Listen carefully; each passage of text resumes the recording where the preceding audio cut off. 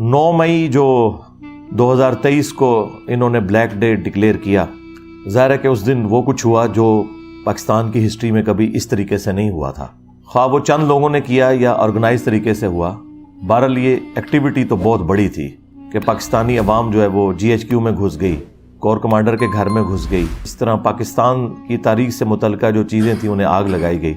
नुकसान उसमें अल्टीमेटली अवाम का हुआ है, क्योंकि इन सब लोगों के पास बड़े अच्छे हैवी बजट मौजूद हैं, उनका फर्नीचर भी नया आ जाएगा, बिल्डिंग भी नई बन जाएगी, पैसे फिर अवाम ने देने हैं टैक्सेस की शक्ल में, लेकिन नुकसान जो है ना वो अल्टीमेटली अवाम को हुआ है। और आप देखें आज 21 मई 2023 है, पिछले मुसलसल 10 दिन से आप देखें मीडिया ने कैसा हंगामा खड़ा किया हुआ है। हर टीवी चैनल के ऊपर वो ब्लैक डे के नाम का एक इश्तिहार चल रहा है। अब ये इश्तिहार भी पाकिस्तान की अवाम के टैक्सेस के पैसों से ही चल रहा है। ज़ाहिर है इसकी फीस उन्होंने अदा करनी है ना, मुफ्त तो कोई इश्तिहार नहीं चलाता।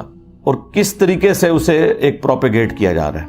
मैं यानी ये जो एक्टिविटी है इसके खिलाफ नहीं हूँ, जो कुछ यानी ये किया जा रहा है अवाम को एजुकेट करने के लिए, लेकिन अगर इसी तरीके से आप किसी एक खास चीज की लकीर पीटेंगे तो मई का ही महीना था और तारीख थी 12, एक डिक्टेटर ने कत्लेआम किया कराची के अंदर सिर्फ अपनी हुकूमत को दवाम देने के लिए।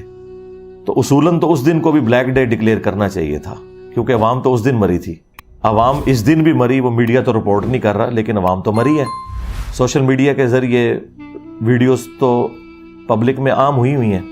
तो इस तरह अगर ब्लैक डेज हम गिनना शुरू करें तो पाकिस्तान की हिस्ट्री ब्लैक डेज के साथ भरी पड़ी है।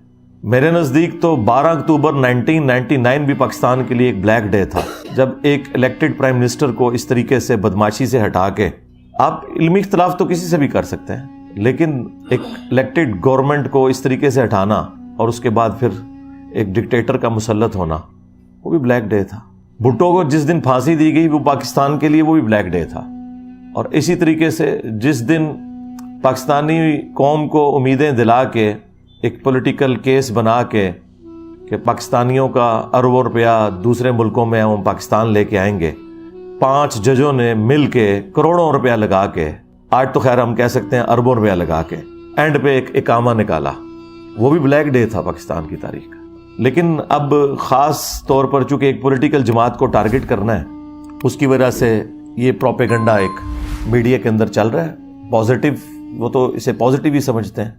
दूसरी तरफ खान साहब की मिस हैंडलिंग ये है कि वो पहले तो एंजॉय करते रहे इस पूरे मामले को, उसके बाद फिर जाहिर है कि आपको पता है हमारे सिक्योरिटी इदारे उन्होंने फिर तय कर लिया कि ठीक है अब खान साहब को सबक सिखाना है।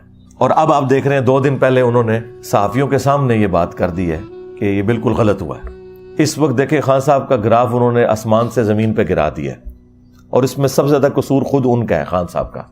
हम उस वक्त भी साथ साथ समझा रहे थे कि आप इतने एक्सट्रीम रवैये इख्तियार ना करें वरना इसका अंजाम बुरा होगा। और वो हमने देखा कि अब बिल्कुल सारी जमातों ने मिलके, सारे रियासती इदारे मिलके टारगेट किए हुए हैं कि PTI को अब किस तरीके से हमने जो है वो ख़त्म करना है या काबू में लाना है। ये दुनिया मुकाफाते अमल है। देखें मुशर्रफ ने कहा था मैंने बेनज़ीर और नवाज शरीफ की सियासत को हमेशा के लिए दफन कर दिया, तो क्या दफन हो गई थी?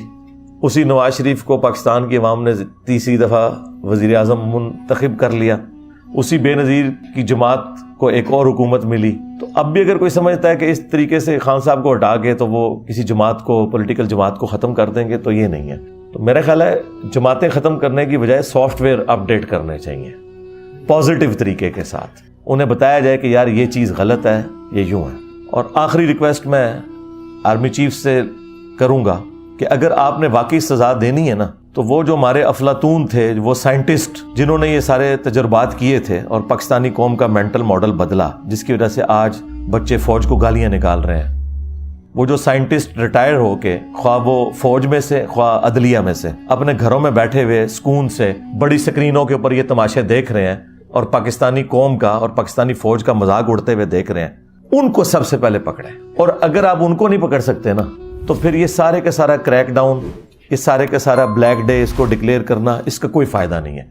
क्योंकि जब तक चोर की मां को नहीं ना मारेंगे आप, ये चोर नए पैदा होते रहेंगे। तो असल मुजरिम वो लोग हैं जो ये सारे तजुर्बात करते हैं और अब सुकून से बैठ गए हैं घरों में। रह गए ये बच्चे, इन बच्चों को तो उन्होंने यूज किया था, तो उस वक्त तो ये बच्चे आपके अपने बच्चे थे।